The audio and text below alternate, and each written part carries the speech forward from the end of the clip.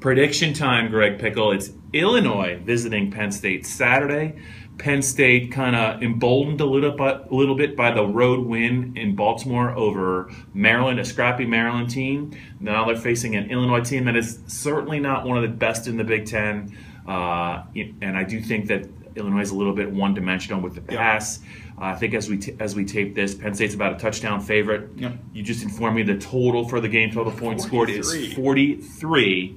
So how do you see it playing out? Yeah, this is one I had to think about a little bit because at first look, 7-point favorite for Penn State, 43 points. You'd think that this one might be, my first read on this game, it might be a little shootouty. I think Illinois is going to score on Penn State's defense. I just think that, we saw last year what they were able to do in the passing game, and they were fairly one-dimensional then, too. If they get Josh Ferguson back, the dual-purpose, talented running back, they may open up the run game a bit. But I think Illinois scores some points. I think Penn State scores some points. It'll be interesting to see. I think they can get the ground game going this week. We thought that last week, though, too. Yeah. So I think I have Penn State winning this game. I think it may be hairy for a little bit, but I don't think it's close when it's all said and done.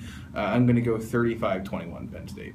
So an overplay and a Penn State cover. The reason I laughed when you told me the total was 43 was my pick for the game is 30-13, and it looks like I'm straddling the fence. I like Penn State to win the game 30-13. I think that Illinois' offense is going to have some issues. I know that they only had the ball a very short time against Wisconsin last week. Couldn't do much. They did win at Nebraska. They did not score a lot of points. I don't know that a win at Nebraska counts for what it used to count, given what Northwestern just did.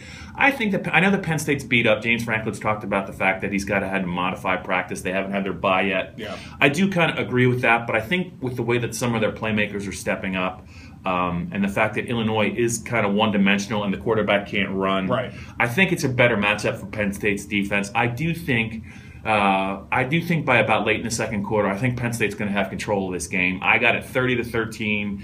I think it's going to be a fairly comfortable win, Greg, but it might be their last comfortable win. Indeed.